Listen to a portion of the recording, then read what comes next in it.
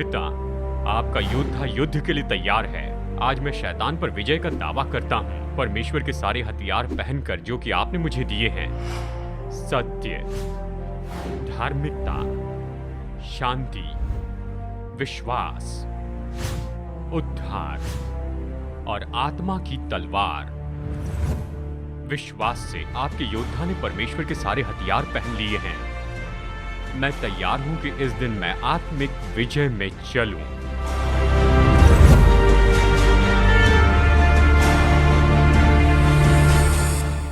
आप मेरे साथ दिशा परिवर्तन में जुड़ रहे हैं, हमारी टीचिंग सीरीज में, जिसे कहते हैं आत्मिक युद्ध, जुड़ने के नियम।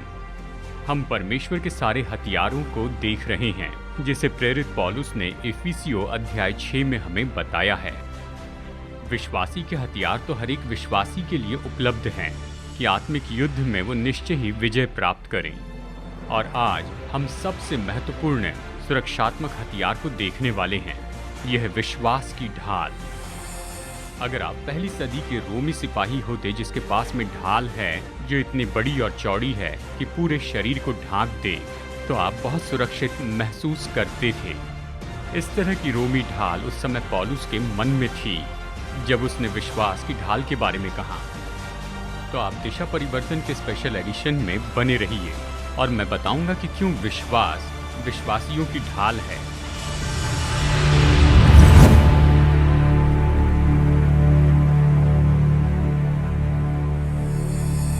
इस हफ्ते मैंने एक पास्टर के इन शब्दों को सुना। उन्होंने कहा कि बहुत से विश्वासी निश्चय और ज़्यादा खुश हो जाते यदि पौलुस उसने जो लिखा उसके बजाय इन शब्दों में अगर लिखता तो। लेटे रहो और आराम करो, टालने की कमरबंद को पहनकर जो आपकी कमर पर ढिलाई से बंधा है, और खुद को बचाने की धार्मिकता पहन ले, और पैरों में समझौते के जूते पहने जो किसी पर प्रभाव न डालें, और इसी के साथ कुड़कुड़ाहट की ढाल उठा ले जिससे तुम चोट और हमले को कस कर पकड़ कर रह सको। ये मेरा इसका टोप पहनो और शरीर में होकर सब कहो जो कि क्रोध के शब्द हो, और जो कुछ भी आपके साथ में किया जाता है उस पर चिल्लाए और हर तरह के दोष और शिकायत करते जाएं। ऐसे कहा। जब उन्होंने इसे लिखा तो शायद उनका दिन बुरा था, लेकिन ये विचार तो बहुत ही दिलचस्प है कि ये हथियार जो परमेश्वर ने हमें दिया है ये तो सच में इतना सकारात्मक है, लेकिन ये किसी भी तरह से जीवन की वास्तविकता का इनकार नहीं करता है। अगर आप कलीसिया के इतिहास को पढ़ें तो आप पाएंगे कि कलीसिया का जन्म हुआ उस सताव में और शहीद होने में, दुख उठाने में, जेल में जाने में, लहू बहाने में और मृत्यु में। हमारे अगुओं को मार दिया गया था और यीशु के सभी चेले, जिनमें से एक को छोड़कर सभी शहीद की मृत्यु मरे। पहली सदी में जब कलीसिया का अस्तित्व था तो उसने बयान से बाहर सताव को सहा था। मुझे याद है जब मैं छोटा था तो मुझे एक किताब दी गई थी जिसका नाम था फॉक्सेस बुक ऑफ मार्टर्स। मैंने जल्दी ही जाना कि रात को सोने के पहले इस किताब को नहीं पढ़ना है। ये तो उस क्रूरता को बताती है जो उन लोगों के साथ में की गई, प्रभु के लोगों के साथ, उनके विश्वास के कारण। अब तक हम यही देख रहे थे कि युद्ध के दौरान हम लोगों को अपने ऊपर कौन से हथियार पहन लेने हैं। सत्य का कमरबंद और धार्मिकता की झिलम और मेल के सुसमाचार के जूते। इफिसियों 6:16 कहता है, और इन सब के साथ विश्वास की ढाल लेकर स्थिर रहो जिससे तुम उस दुष्ट के सब जलते हुए तीरों को बुझा सको। हमने सीखा है कि शैतान का मनुष्य के संबंध में जो सबसे पहला काम है कि परमेश्वर के बारे में संदेह उत्पन्न करें। अदन की वाटिका में उसने यही किया, और जैसे कुछ पलों में हम देखेंगे वो इसे दोहरा रहा है बड़ी सफलता से। उस दिन से लेकर इस दिन तक हमेशा लोगों को परमेश्वर पर संदेह करने लगाता है। यही उसका उद्देश्य है और यही कोशिश वो करता है। बाइबल कहती है कि परमेश्वर और उसकी प्रतिज्ञाओं के विरुद्ध में जब शैतान हमला करता है तो हमें खड़े रहना है और हमारे जीवन में हमें विश्वास की ढाल ले लेनी है। एक बार फिर से यह हमें दूसरी तरह से बताता है कि हमें प्रभु यीशु मसीह को पहन लेना है और उसे हमारी सुरक्षा होने देना है।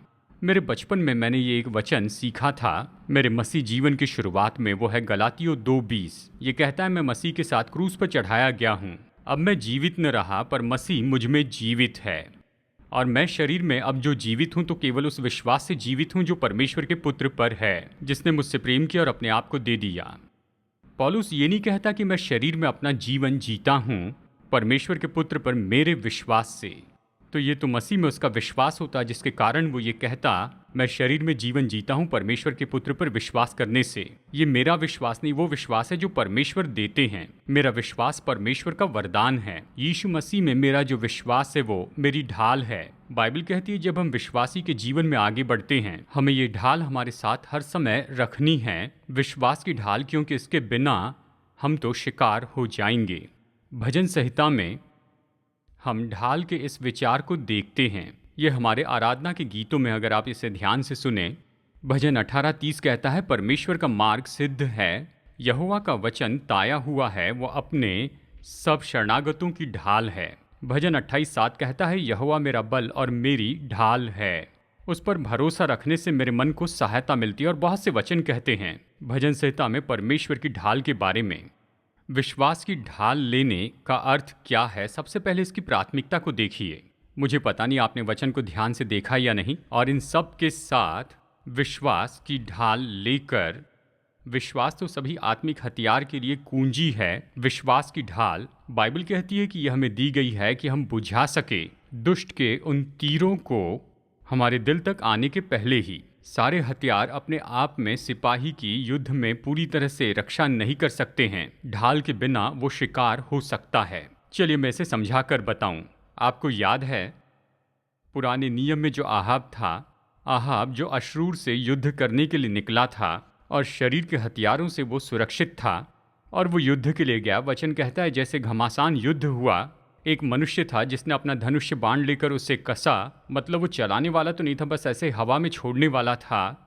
बाइबल कहती है कि वो तीर आहाब के हथियारों की जोड़ में चला गया और उसके दिल तक पहुंच गया और उसके रथ में उसका खून बहने लगा और वो मर गया। आहाब के पास हथियार थे पर ढाल नहीं थी, तो वो तीर उसके हथियारों के जोड़ के बीच में से गया और उसने उसे मार दिया। शैतान जानता है कि हमने कौन से हथियार पहने हैं और वो जानता है इन हथियारों के बीच में कहाँ पर जोड़ है। और विश्वास की ढाल के बिना, जिसे सिपाही खुद लेकर चलता है ताकि वो शत्रु के विरुद्ध में उसे थामे रहें, शैतान किसी भी दिशा से आकर आखिरकार हमें दूर कर सकता है। मसीह विश्वासी विश्वास के ढाल के बिना बड़ी मुश्किल में होता है। तो बाइबल कहती है इन सबसे बढ़कर ढाल को न भूलना, ये तो प्राथमिकता है। केवल ये प्राथमिकता नहीं, चलिए ढाल के उद्देश्य को भी देखते हैं। ध्यान दीजिए, विश्वास की ढाल का उद्देश्य यहाँ पर स्पष्ट रूप में बताया गया है। पौलुस यहाँ पर स्पष्ट रूप में बताता है कि ढाल का उद्देश्य है कि वो शैतान से आने वाले जलते हुए तीरों को बुझा दे। जलते हुए तीर कहा गया है, इसका अर्थ तो इन दोनों में से एक बात है। प्राचीन काल में कई बार सिपाही अपने तीरों को ऐसे घोल में डुबाते थे जो कि बहुत ही जहरीला और विषैला होता था।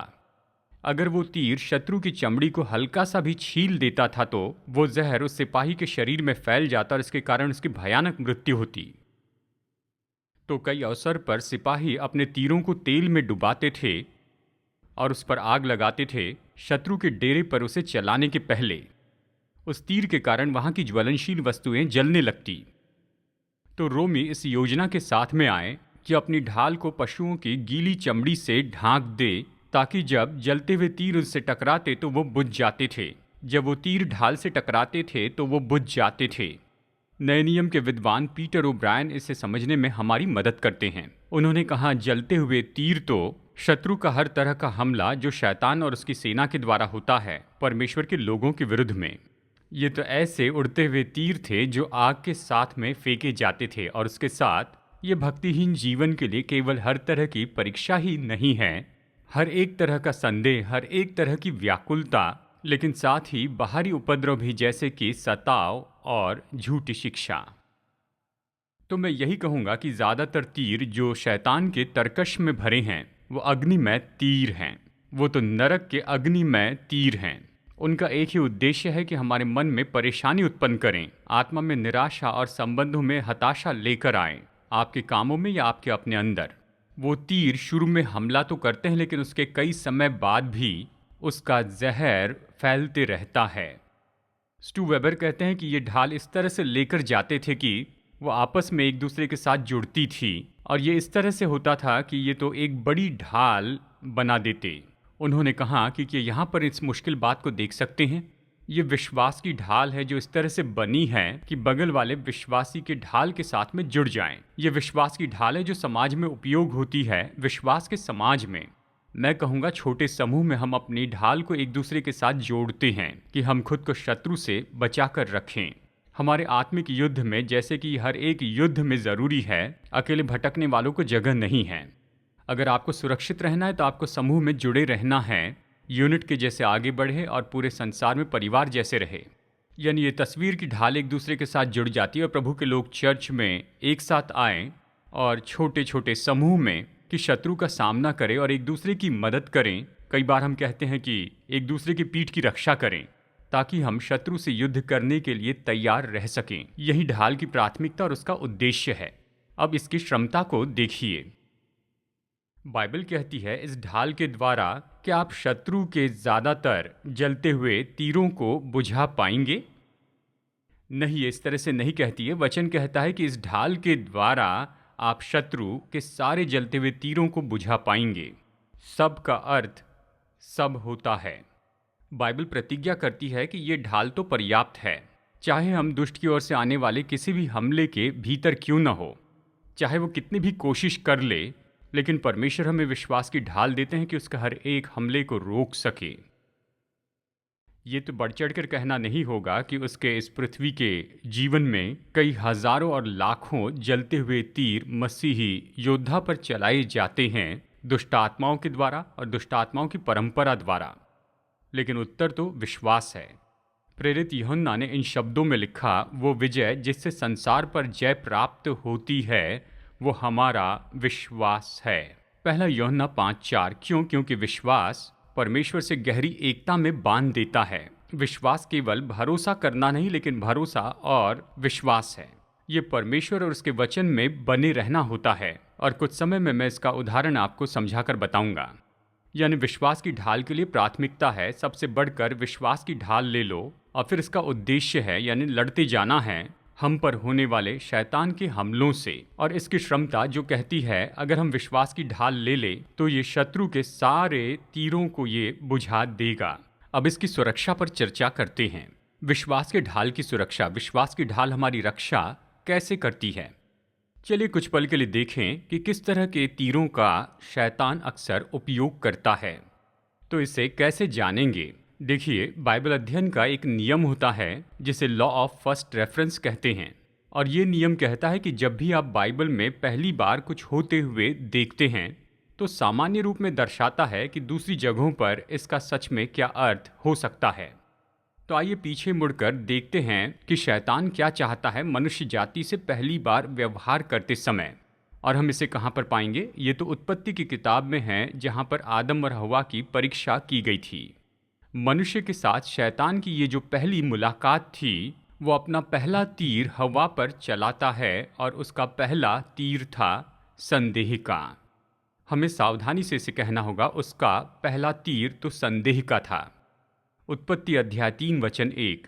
यहोवा परमेश्वर ने जितने बनैले पशु बनाए थे, उन सब में सर्प धूर्त था। उसने स्त्री से कहा, क्या सच है कि परमेश्वर ने कहा, तो इस वाटिका के किसी वृक्ष का फल न खाना? शैतान क्या कर रहा था? वह हवा के दिल पर तीर चला रहा था कि परमेश्वर की ईमानदारी पर सवाल उठाए। उत्पत्ति 3:2-4 में स्त्री ने सर्प से कहा, इस वाटिका के वृक्षों के फल हम खा सकते हैं, पर जो वृक्ष वाटिका के बीच में है उसके फल के विषय में परमेश्वर ने कहा, न तो तुम उसको खाना न छूना, नहीं तो मर जाओगे। तब सर्प ने स्त्री से कहा, तुम निश्चय न मरोगे। अब शैतान और भी बड़ा सामर्थी तीर उपयोग करता है। वो संदेह के तीर में बना रहता है। ये तो इनकार करने का तीर है। वो शुरू में ही आकर परमेश्वर का इनकार नहीं करता है, वो बस राह देखता है जब तक पहले तीर से आपको थोड़ा धीमा न कर दे। फिर दूसरा तीर लेकर आता है और वो धोखे और इनकार का बीज बोते जाता है। उत्पत्ति 3 वचन 5 ये कहता है, परमेश्वर आप जानता है कि जिस दिन तुम उसका फल खाओगे, उसी दिन तुम्हारी आंखें खुल जाएगी और तुम भले और बुरे का ज्ञान पाकर परमेश्वर के तुल्य हो जाओगे। शैतान का पसंदीदा और अक्सर उपयोग किया जाने वाला हथियार, ये तो विश्वासी के जीवन में संदेह का हमला है। तो इसे देखिए, अगर शैतान का नंबर 1 हमला संदेह है, तो फिर निश्चय ही विश्वास की ढाल तो ऐसी है जिसका इसके विरुद्ध उपयोग किया जाना है। यीशु ने भी विश्वास की ढाल ऐसे उठाई जैसे किसी मनुष्य ने नहीं उठाई हो। हम इसके बारे में पूरे संदेश में देखेंगे इस सीरीज में, लेकिन मत्ती 4 में हम यहाँ पर पढ़ते हैं कि शैतान यीशु को जंगल में लेकर गया और उसने उसकी परीक्षा की। और इन शब्दों में उसकी परीक्षा की मत्ती 4:3। उसने कहा, यीशु अगर तू परमेश्वर का पुत्र है तो कह दे कि ये पत्थर रोटियां बन जाएं। और यीशु ने कहा, ये लिखा है, मनुष्य केवल रोटी से ही नहीं परंतु हर एक वचन से जो परमेश्वर के मुख से निकलता है जीवित रहेगा। यीशु ने विश्वास की ढाल का उपयोग किया। उसने वचन यहाँ पर कहे, विश्वास नहीं होगा व्यवस्था विवरण की किताब से। उसने सारे वचन जो कोट किए थे वो सब व्यवस्था विवरण से ही हैं। उसने विश्वास की ढाल का उपयोग किया व्यवस्था विवरण से कि उसके विरुद्ध में आने वाले शैतान के सारे हमलों को दूर करें। पूर्व सेमिनरी प्रोफेसर हॉवर्ड हेनरी, मेरे अद्भुत दोस्त, उन्होंने इस पॉइंट को बताया। हमें कुछ सिखाने के लिए उन्होंने ये सवाल पूछा, अगर आपका आत्मिक बचाव इस बात पर आधारित है कि व्यवस्था विवरण को आप कितना जानते हैं तो कितने समय बने रहेंगे। विश्वास की ढाल ऐसी है जिसे हम मार्ग में बनाते हैं अपने परमेश्वर के वचन के ज्ञान से। तो उसकी प्राथमिकता, उसका उद्देश्य और उसकी क्षमता है और उसकी सुरक्षा है। अब विश्वास के ढाल के अधिकार के बारे में देखिए। मुझे यहाँ पर आपको आखिरी बात बतानी है विश्वास के ढाल के इस अधिकार के बारे में। परमेश्वर इसे स्वर्ग से आपके जीवन में ऐसे नहीं देने वाले हैं। ये नहीं कहता कि परमेश्वर आपको विश्वास की ढाल देंगे, पर कहता है सबसे बढ़कर विश्वास की ढाल ले लो। आप 5 साल तक मसीह विश्वासी होकर अच्छा व्यवहार करें तब विश्वास की ढाल नहीं मिलेगी। नहीं, ये वचन में क्या कहता है कि विश्वास की ढाल ले लो। तो इसका क्या अर्थ है? कौन उठाने वाला है? सिपाही। तो विश्वास की ढाल कैसे लेंगे? आप इसे लेते हैं, उठाते, अपने पास रखते हैं। इसका क्या अर्थ है? इसका अर्थ है कि आपको सच्चाई लेनी है। विश्वास आपके पास हो ताकि उसका उपयोग किया जा सके।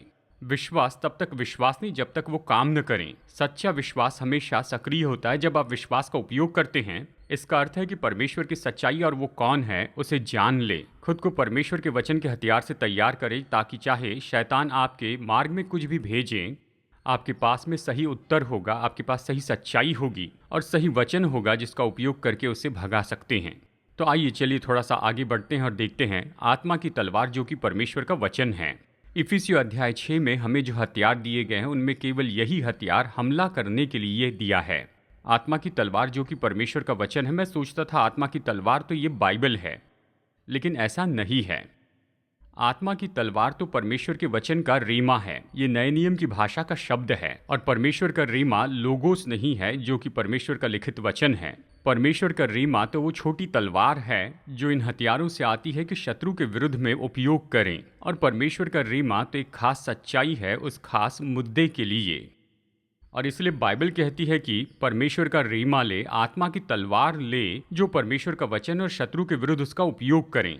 ये केवल तलवार नहीं, ये तो पूरे हथियार हैं और इस हथियार में बहुत से तलवार हैं। बाइबल कहती है कि हमें देखना है कि शैतान हमारे साथ में क्या करना चाहता है, वो कहाँ हमला करना चाहता है। हमें जानना है कि हम कहाँ पर खुले हैं। हमें विश्वास की ये ढाल लेनी है और इसे थामना है हमारे शिकार होने की उस खास जगह पर। और हमें आत्मा की तलवार लेनी है जो कि परमेश्वर का रीमा है। इसका मतलब है ऐसे वचन ढूंढे जो इस मुद्दे से जुड़े हैं जहाँ शैतान उससे आपको नाश करना चाहता है।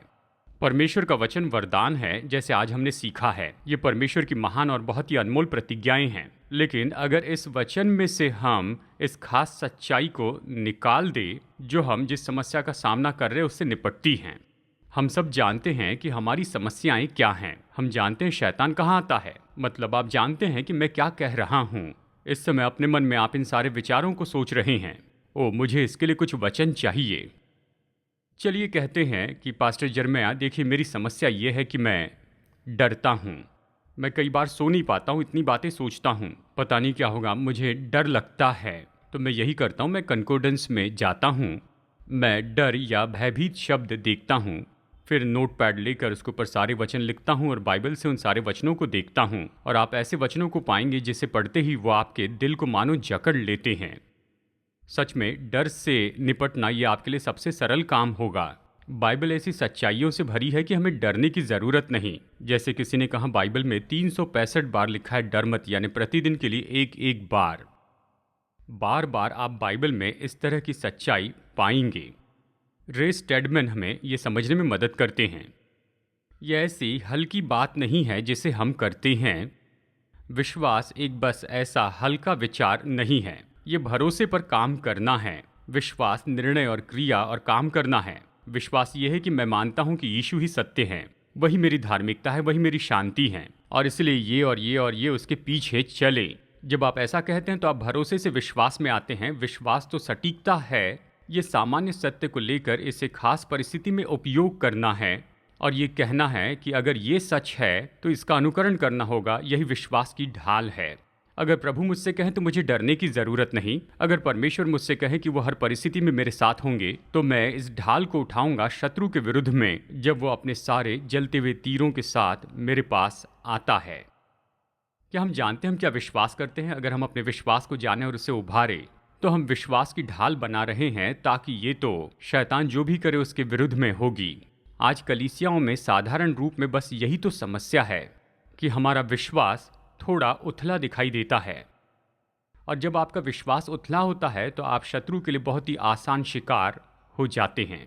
वो हमारे विश्वास के उथलेपन को पार कर जाता है बिना किसी परिश्रम के। इसलिए अगर हम सावधान न हो तो शिकार हो जाएंगे। हमें वो सब लेना है जो परमेश्वर ने हमें अपने अनमोल वचन में दिया है और उसका उपयोग करना है। उन सच्चाइयों का उपयोग करना है जो मसीह विजय जीवन जीने में हमारी मदद करें। अब चलिए यहाँ पर मैं आपको छठा सिद्धांत देता हूँ, विश्वास की ढाल के सिद्धांत। नंबर 1, विश्वास के स्रोत पर ध्यान दें। आपका विश्वास विश्वास में नहीं लेकिन यीशु मसीह पर है। इब्रानियों का लेखक कहता है कि विश्वास के कर्ता और सिद्ध करने वाले यीशु मसीह की ओर ताकते रहें, मसीह पर दृष्टि लगाए रखें। मैं जानता हूँ विश्वासी लोग सोचते हैं विश्वास मतलब किसी बात को कहें तो वो कहते हैं मैं विश्वास करता हूँ, मेरा विश्वास में विश्वास है। नहीं, उसमें विश्वास नहीं। आपका विश्वास तो यीशु मसीह में है, वो तो आपके विश्वास का पात्र है। ये तो बहुत ही मुश्किल है। ये केवल आपका विश्वास नहीं, मैंने आपको ये कहानी पहले भी बताई है, ये इस बात को बहुत अच्छे से समझाती है। अगर आप मुझसे कहें कि आइस फिशिंग में चलिए, जो कि कैलिफोर्निया में होने वाली है, लेकिन अगर पूर्व में जाना है जैसे कि कनाडा जहाँ पर ज़्यादा सर्दी है, वहाँ बर्फ़ पर चलना होगा, तो मैं आपसे सवाल पूछना चाहता हूँ, ये आपके लिए एक पहेली होगी। तो क्या आप उसमें बहुत ज़्यादा विश्वास रखेंगे 1/4 इंच बर्फ़ पर, या बहुत थोड़ा सा विश्वास रखेंगे 4 फीट बर्फ़ पर? मैंने लोगों से ये सवाल पूछा और जवाब लिखने के लिए कहा तो जवाब लगभग 50-50% के आए। जिन लोगों को आधा इंच बर्फ पर विश्वास है, मैं उन लोगों की सूची बनाता हूं, उनके साथ मछली पकड़ने नहीं जाता। क्या ये दिलचस्प बात नहीं कि जब हम इसके बारे में कहते हैं तो हम रुक जाते हैं, एक पल के लिए नहीं सोचते हैं। ऐसा लगता है बहुत विश्वास होना चाहिए, लेकिन नहीं। विश्वास आपके विश्वास के उस पात्र से बिल्कुल अलग है। देखिए इसे, हमारा विश्वास विश्वास में नहीं, ये केवल बाइबल में ही नहीं है, ये महत्वपूर्ण है, लेकिन हमारा विश्वास प्रभु परमेश्वर में है, वही हमारे विश्वास का कर्ता है। केवल अपने विश्वास के स्रोत पर ही ध्यान नहीं देना है, लेकिन विश्वास के बल को मजबूत करना है। आप कहेंगे मैं इसे कैसे करूं? शारीरिक देह को बल देने के लिए आप जो करते हैं वैसे कीजिए। मजबूत देह पाने के लिए आपको 2 काम करने हैं, अच्छा खाना खाना है और अच्छी कसरत करनी है। अगर आप इसमें से एक को टाल दें तो आपके पास में मजबूत शरीर नहीं होगा। डेलस विलर, जिन्होंने आत्मिक अनुशासन के बारे में लिखा, कहते हैं अवश्य हम अनुग्रह से उद्धार पाए हैं, केवल उसी से, इसके लिए नहीं कि हम इसके योग्य हैं। हमें स्वीकार करने के लिए ये प्रभु की बुनियाद है। लेकिन अनुग्रह का मतलब ये नहीं पर्याप्त बल और प्रकाशन अपने आप आ जाएगा। हमारी ज़रूरत के समय में ये अपने आप नहीं आएगा, और इसके बारे में बहुतायत के दावे तो हर एक मसीह विश्वासी के जीवन में हम देख सकते हैं। हमें केवल इस सच्चाई को देखना है, बेसबॉल प्लेयर खेल में अच्छा होना चाहता है, शरीर के लिए वो काफ़ी कसरत नहीं करता है। ये तो वैसे हंसने वाली बात है जैसे कि विश्वासी मसीह के जैसे काम करना तो चाहता है, और जब परीक्षा हो, क्योंकि वो भक्तिपूर्ण जीवन के लिए कोई भी कसरत नहीं करता है, ये कहता है। शायद डोनाल्ड विटनी का ये जो उदाहरण है संदेश में प्रोत्साहित करने वाला अंत देगा। अपनी किताब में वो लिखते हैं, कहते हैं, कल्पना कीजिए केविन 6 साल का है और उसके माता पिता ने उसे म्यूज़िक क्लास के लिए रजिस्टर किया है। स्कूल के बाद हर दोपहर के समय वो लिविंग रूम में बैठता है और होम ऑन द रेंज बजाते रहता है और अपने दोस्तों को सड़क के उस पार के पार्क में बेसबॉल खेलते देखता है। ये बिना निर्देश का अनुशासन है और ये कड़वाहट के साथ होता है। अब कल्पना कीजिए कि एक दोपहर के समय जब वो गिटार बजा रहा था तो एक स्वर्गदूत उससे मिलने आता है और दर्शन में वो उसे कार्नेगी हॉल में ले जाता है। वहाँ पर गिटार का जो कॉन्सर्ट है वो उसे दिखाता है, जिसमें अक्सर वहाँ पर क्लासिकल म्यूजिक होता है। केविन जो कुछ देख रहा है, सुन रहा है, उससे चकित होता है। म्यूजिशियन की उंगलियाँ वहाँ पर बहुत ही रफ्तार से उस गिटार पर घूम रही हैं और केविन को लगता है कि मेरे हाथ तो सच में कितने मूर्खता के जैसे चलते हैं। वो उस कॉर्ड के लिए अटक जाता है जिसे सीखना चाहता है। केविन वहीं नहीं रुकता है। सुनते सुनते वो अपने सिर को एक दिशा में घुमाता है। वो सारी बातों को ले लेता है। उसने कभी कल्पना भी नहीं की थी कि कोई गिटार इस तरह से बजा सकता है। तुम्हें क्या लगता है केविन? स्वर्गदूत पूछता है। और 6 साल का केविन धीमे से जवाब देता है, वाओ। फिर दर्शन चला जाता है और स्वर्गदूत केविन के साथ में वहां पर उसके लिविंग रूम में खड़ा होता है। स्वर्गदूत कहता है, केविन, जिस म्यूजिशियन को तुमने देखा वो तुम हो जो कुछ साल बाद ऐसे हो जाओगे। फिर गिटार की ओर उंगली उठाकर वो घोषित करता है, लेकिन तुम्हें प्रैक्टिस करनी होगी। इसी तरह से परमेश्वर हमें दर्शन देते हैं कि एक दिन हम क्या बन जाएंगे। उसने कहा कि हम उसके पुत्र के स्वरूप में बदलते जाएंगे, लेकिन वहां पहुंचने के लिए हमें कभी भी आलसी नहीं होना है। लेकिन इसके बजाय हमें निरंतर सक्रिय विश्वास में काम करना है, उसमें बने रहना है। जी हाँ, अपने प्रेम करने वाले के लिए प्रभु ने यही तैयार किया है, लेकिन उसने अपने वचन में बताया कि वो चाहते हैं कि हम यहाँ पर उसके अनुसार काम करते जाएं, जो हम सिद्धता में उसके सामने खड़े हैं। मैं ये लाइन कभी नहीं भूलूंगा, लेकिन तुम्हें प्रैक्टिस करनी है। हमारे पास सारे नोट्स, करिकुलम हैं, सारे नोट्स हैं। अब वो चाहते हैं कि हम प्रैक्टिस करें। प्रैक्टिस में आप जो कुछ जानते हैं उसे लेकर उस पर काम करते जाएं। प्रभु जो करने के लिए कहते हैं उसे पढ़िए और फिर वैसा ही कीजिए। फिर आप पाएंगे वचन की आज्ञाकारिता के कारण आप जो आनंद पाते हैं वो आपको कहीं लेकर जाता है और कुछ जानने के पहले आप परमेश्वर के वचन के लिए आज्ञाकारिता का जीवन बनाते हैं। और यही तो हमें मजबूत बनाता है, बलवान बनाता है कि शत्रु की सारी युक्तियों के सामने हम खड़े रह सकें, अपने हाथ में विश्वास की ढाल लिए हुए। आशा है कि आज के दिशा परिवर्तन के संदेश के द्वारा आप प्रोत्साहित हुए होंगे। शायद आप हमें देख रहे हैं और आप बाइबल और परमेश्वर के बारे में और ज्यादा जानना चाहते हैं, या जानना चाहते हैं कि उसके साथ में कैसे व्यक्तिगत संबंध रख सकते हैं। ये संबंध आज ही शुरू हो सकता है। अगर आप पापों से पश्चाताप करना चाहते हैं और यीशु के पास आए, उसे अपना उद्धारकर्ता प्रभु बनाकर। जब आप ऐसा करेंगे तो परमेश्वर प्रतिज्ञा करते हैं कि वो आपको नई सृष्टि बनाएंगे, कि आपको अपनी संतान के रूप में गोद लेंगे और आपके पूरे जीवन भर आपकी अगुवाई करेंगे। जैसे आप विश्वास का ये कदम उठाते हैं, मैं प्रोत्साहित करता हूँ कि आप लोकल चर्च के संपर्क में आइए या भरोसेमंद सेवकाई के पास आइए और आप दूसरों को बताएं, ताकि आपके विश्वास में आप बढ़ते चले जाएं। तो फिर तब तक प्रभु आशीष दे और फिर अगली बार मुलाकात होगी यहीं पर दिशा परिवर्तन में।